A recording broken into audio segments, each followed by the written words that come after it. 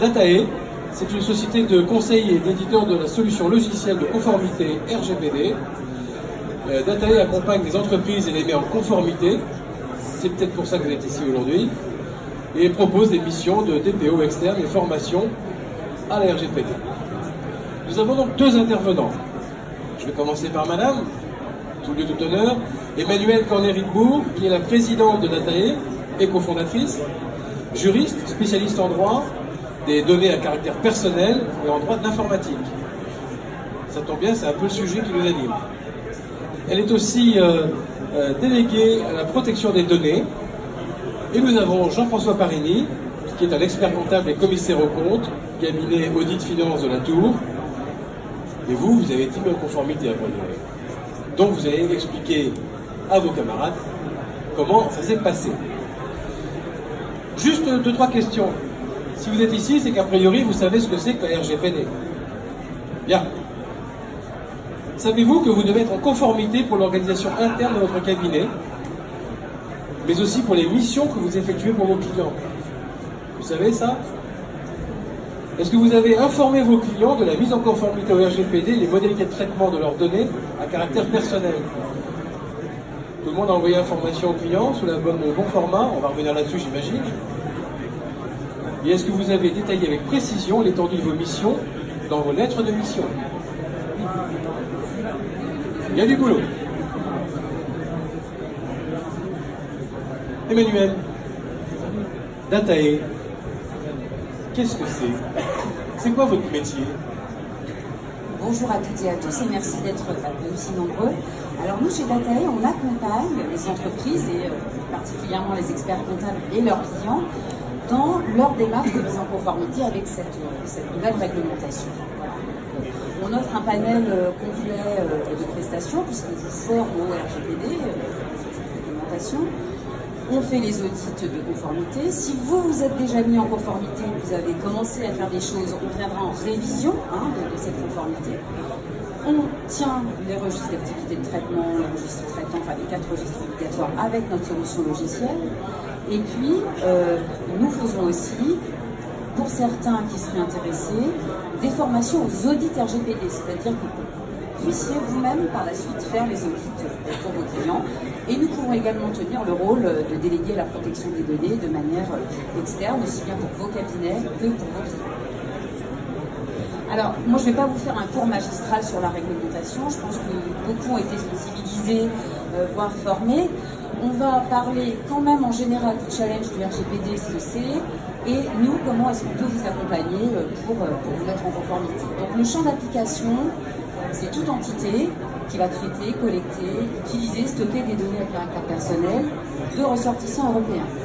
Ce qui change avec le RGPD aujourd'hui, on a deux grands pôles. On a un renforcement du droit des utilisateurs, c'est-à-dire qu'en fait, vous êtes force des utilisateurs. On a des nouveaux droits tels que le droit à l'oubli, le droit d'accès, le droit d'audit, qu'il vous faudra effectivement consigner dans vos registres. Donc les acteurs aujourd'hui, que sont les entreprises que vous êtes, sont beaucoup plus responsabilisés qu'avant par cette réglementation, puisque vous devrez être conforme de manière pérenne et constante. J'y reviendrai un petit peu plus tard. On a effectivement le registre des traitements obligatoires. Bon là, on dit le registre des traitements, le fameux registre de l'article 30. Mais vous, en tant qu'expert comptable, vous aurez 4 registres à tenir. Le registre d'activité de traitement, le registre des sous-traitants, le registre des droits d'accès et celui des failles, enfin des incidents de sécurité. La grande nouveauté du RGPD, c'est que maintenant, alors désolé pour l'anglicisme, mais c'est ce phénomène d'accountability, c'est-à-dire que vous allez devoir toujours démontrer et prouver la conformité, et la prouver comment? Par le biais de votre registre, j'y reviendrai tout à l'heure, je vais vous parler un peu plus du registre dans le détail, et puis surtout de la documentation légale qui doit vous être livrée pour tout audit. Et il y a effectivement la grande nouveauté aussi, c'est le renforcement des sanctions, puisqu'on n'était pas du tout sur des sanctions de cet acabit-là sur l'informatique et liberté, et conformément sous la loi de République numérique. Aujourd'hui, on est entre 10 et 20 millions de sanctions, ou 2 à 4% du chiffre d'affaires consolidé. Je ne parle pas du civil et du pénal. Donc là, c'est vraiment la CNIL qui peut mettre ses amendes. Donc, rappel, Le RGPD adopté en 2016, entré en application au 25 mai 2018. C'est-à-dire qu'en fait, au 25 mai 2018, on aurait dû tous être chefs d'entreprise et entrepreneurs et entreprises en conformité avec cette réglementation. Enfin, on est en France. Oui, mais bon, quand même. C'est réglementaire. Et bon, je parle quand même d'avoir une profession qui est quand même habituée à appliquer des règlements, donc voilà. Mais bon. Il y a un peu de souplesse quand même. Il y a eu... La CNIL a donné une certaine souplesse jusqu'à la fin de l'année dernière. Il y a une nouvelle présidente aujourd'hui qui est un peu moins souple. Et donc, voilà. Ça va être urgent. Oui, c'est réglementaire, donc c'est urgent. Et d'autant plus que la CNIL a signé un partenariat en mars de cette année avec la DGCCRF qui pourra elle aussi contrôler sur le fondement RGPD. Donc ça démultiplie la force de contrôle de la CNIL.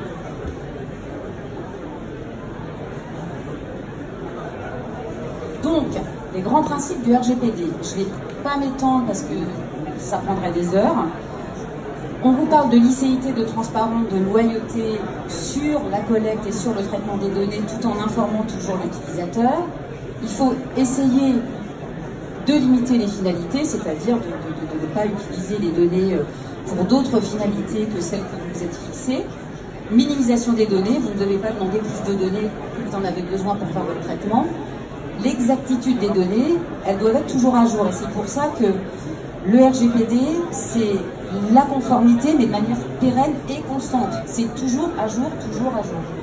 Limitation de la conservation, on ne peut pas garder une donnée à caractère personnel plus que ce que la loi nous autorise.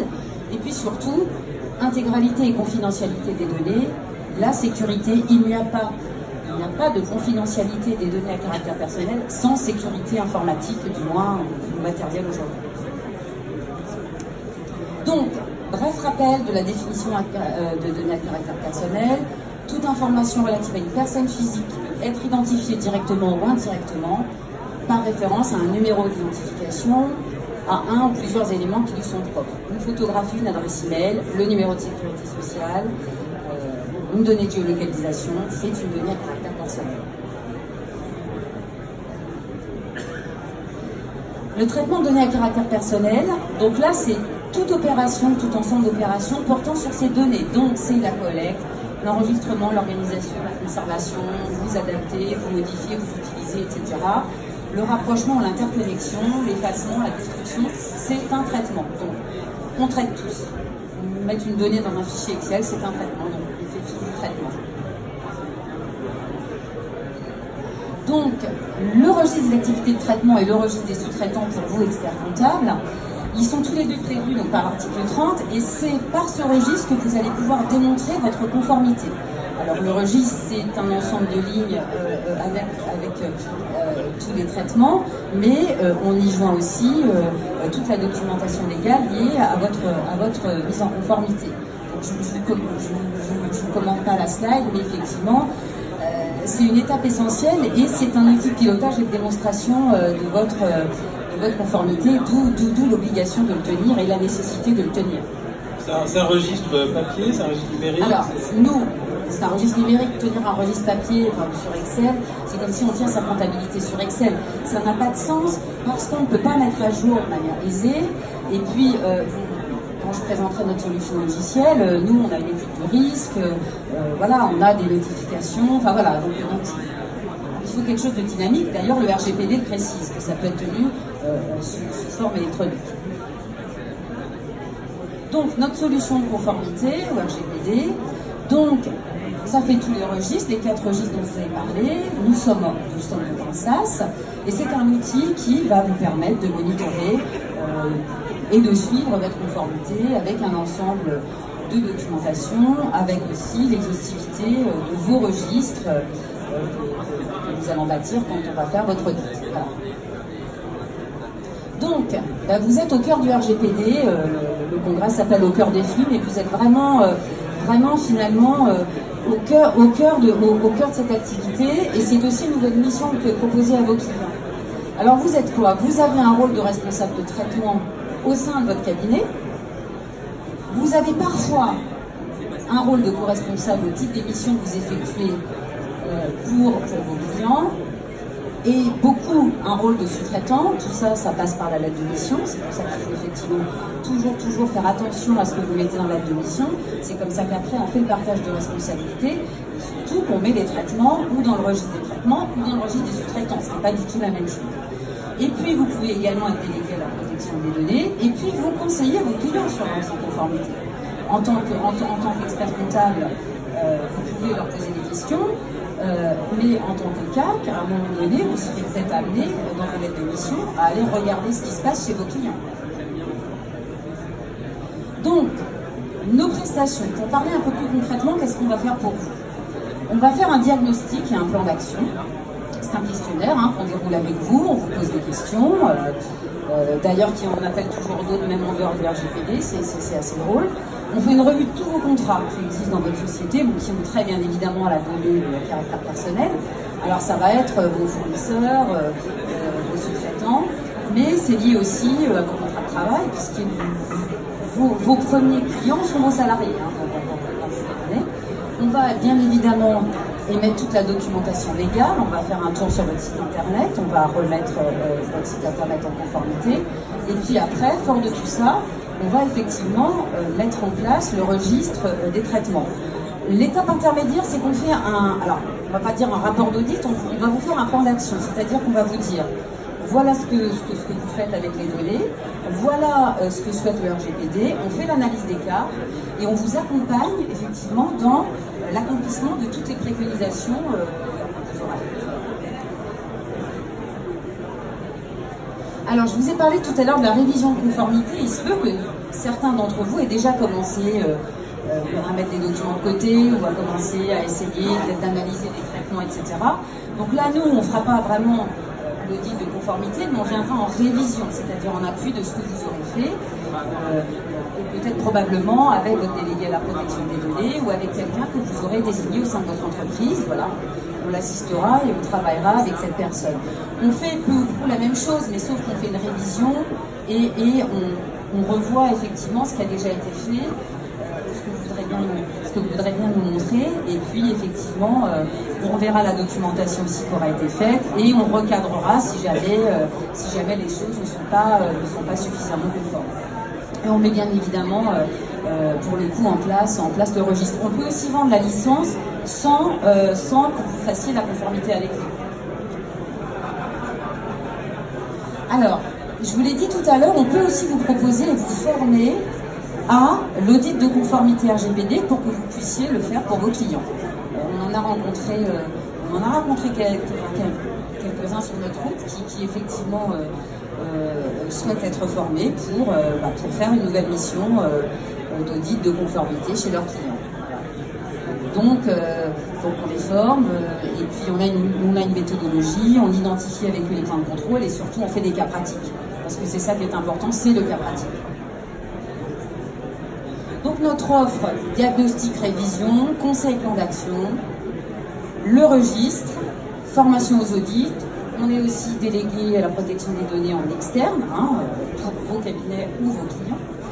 Donc voilà toute l'étendue de nos offres et puis effectivement cette fameuse formation aux audits, si certains d'entre vous sont intéressés pour une belle mission à proposer à vos clients.